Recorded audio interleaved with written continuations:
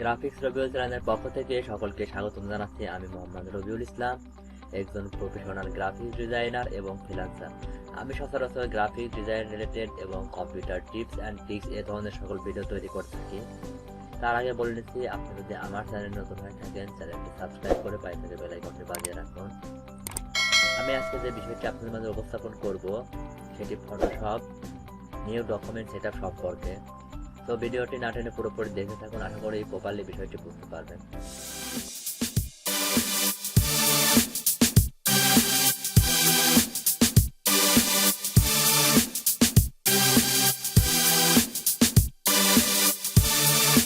Graphics Rabiul.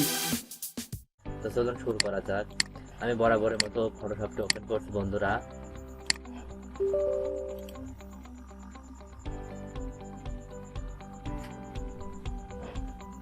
তো ফটোশপটি open হয়ে গেছে।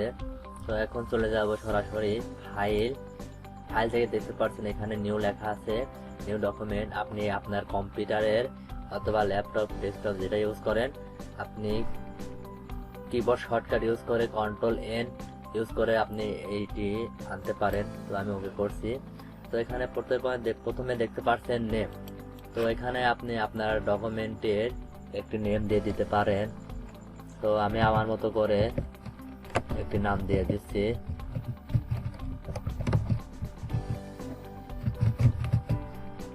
তো আমি নেম দিয়ে দিলাম গ্রাফিক্স রবিউল। এবং তারপরে দেখতে পাচ্ছেন প্রিসেট আপনি দেখতে পাচ্ছেন এখানে ক্লিক করলে আপনি দেখতে পাচ্ছেন কতগুলো অপশনের মধ্যে রয়েছে আপনার ডিফল্ট, ফটোশপ, সাইজ এবং US paper, international paper, photo, web, mobile and device, film, video. তো এগুলা এক একটি আর কি ডিফল্ট সাইজ দেওয়া আছে। তো আপনারা প্রথমে দেখতে পাচ্ছেন ডিফল্ট ফটোশপ সাইজ, এটি আমি ক্লিক করে দিচ্ছি। দেখতে পাচ্ছেন ওয়েট 7 ইঞ্চি এবং হাইট 5 ইঞ্চি। তো এটা হচ্ছে ফটোশপ ডিফল্ট সাইজ। এবং আপনি এরপর দেখতে পাচ্ছেন ইউএস পেপারে আমি যখন আসতেছি তখন দেখতে পাচ্ছেন এখানে সাইজ এখানে দেখতে পাচ্ছেন সাইজের মধ্যে আছে লেটার, লিগেল, হ্যাঁ। তো এটা হচ্ছে ইউএস পেপার। এবং তারপরে আপনি দেখতে পাচ্ছেন ইন্টারন্যাশনাল পেপার বলতে আপনার সচরাচর বিভিন্ন ডিজাইন এবং বিভিন্ন কাজে ম্যাক্সিমাম ডিজাইনে আপনি সচরাচর সবসময় ব্যবহার করা হয়, সেগুলোকে বলা হয় মূলত ইন্টারন্যাশনাল পেপার। এখানে দেখতে পাচ্ছেন সাইজের মধ্যে আছে আপনার A4, A6, A5, A3। বিশেষ করে আপনার A4 এবং A3, A5 এই সাইজগুলো খুবই ব্যবহার করা হয়, এই জন্য এগুলো ইন্টারন্যাশনাল পেপার। তো দেখতে পাচ্ছেন আপনারা এখান থেকে আপনার ইচ্ছা মতো আপনার ডিজাইন কন্টেন্ট অনুযায়ী আপনি সাইজ নিতে পারেন। এবং তারপরে আমি দেখি কি আছে আর ফটো পেপার। তো ফটো আপনার বিভিন্ন দেখতে পাচ্ছেন এখানে পোর্ট্রেট, ঠিক আছে, আপনার ল্যান্ডস্কেপ। তো এই ধরনের ছবি, ফটো আপনার প্রোফাইল, ফেসবুকে আপনি ইউজ করতে পারেন, ঠিক আছে। ফেসবুক টাইমলাইনে আপনি এই ধরনের সাইজ ইউজ করতে পারেন। এসব ক্ষেত্রে আপনার ফটোটাই স্কোয়ার কোয়াড্রেটে দেখা যাবে, খুবই ভালো হবে। এবং তারপর দেখতে পাচ্ছেন ওয়েব এলিমেন্টের বিষয়ে যখন আসি তখন দেখতে পাচ্ছেন সাইজের মধ্যে আপনার কিছু আছে ডিফল্ট সাইজও আছে, যেগুলো আপনার social media post design, banner design, তারপরে থাম্বনেল ডিজাইন, এই ধরনের ডিজাইনের ক্ষেত্রে, ওয়েবসাইট ডিজাইন, এই ধরনের ডিজাইনের ক্ষেত্রে আপনি বিশেষ করে ওয়েব সাইজটি ব্যবহার করা হয়ে থাকে। এবং অবশ্যই এটি রেজুলেশন হতে হবে 72। এবং কালার মোড দেখতে পাচ্ছেন নিচে, এটি খুবই গুরুত্বপূর্ণ একটি বিষয়। আমরা যখন ওয়েব এলিমেন্টের জন্য একটি ডিজাইন যখন ওয়েবের জন্য করব তখন অবশ্যই আমরা RGB কালার মোড নিব, ঠিক আছে।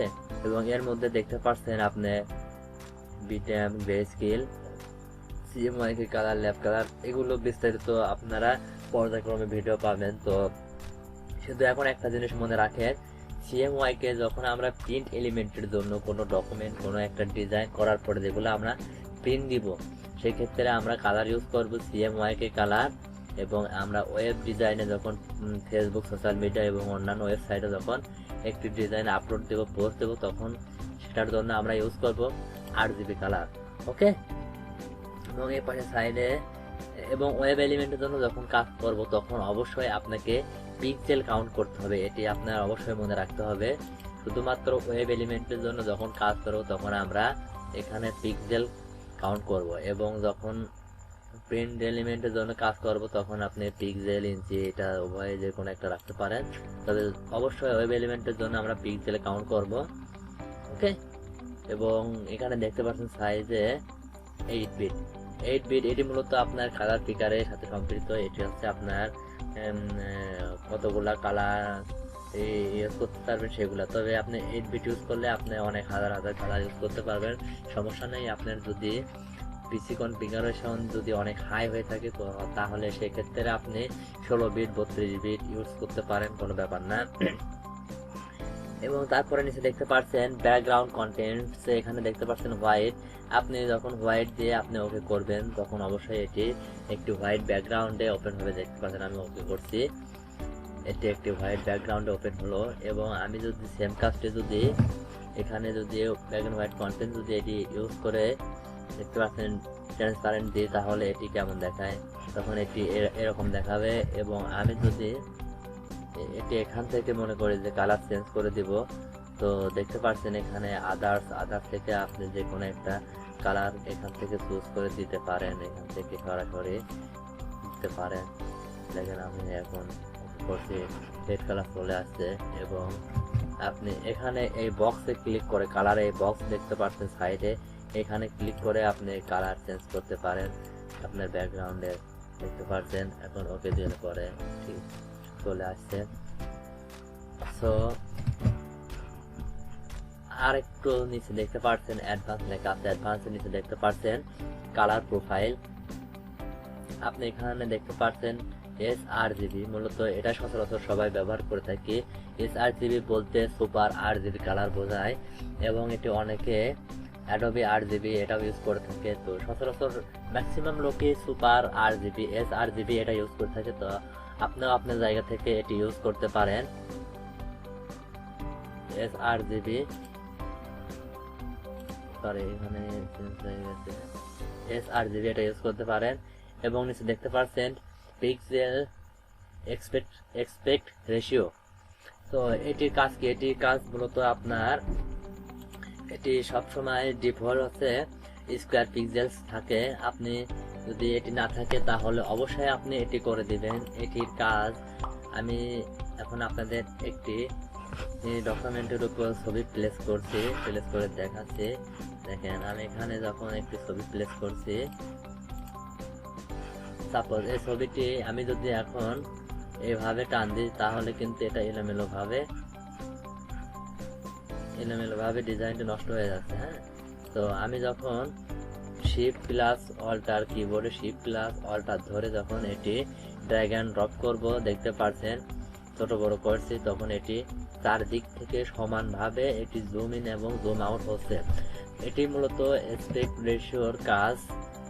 তো এটি আপনি অবশ্যই এভাবে করতে পারবেন, অ্যাসপেক্ট রেশিও ঠিকঠাক ভাবে রেখে আপনার ছবির গুণগত মান ঠিক রেখে আপনি সমানভাবে এটি জুম ইন এবং জুম আউট করতে পারবেন, অন্যথায় আপনার এটি ডিজাইনটি নষ্ট হয়ে যাবে। দেখতে পাচ্ছেন কেমন দেখাচ্ছে। হ্যাঁ, তো এই হলো ব্যাপার স্যাপার নিউ ডকুমেন্টের।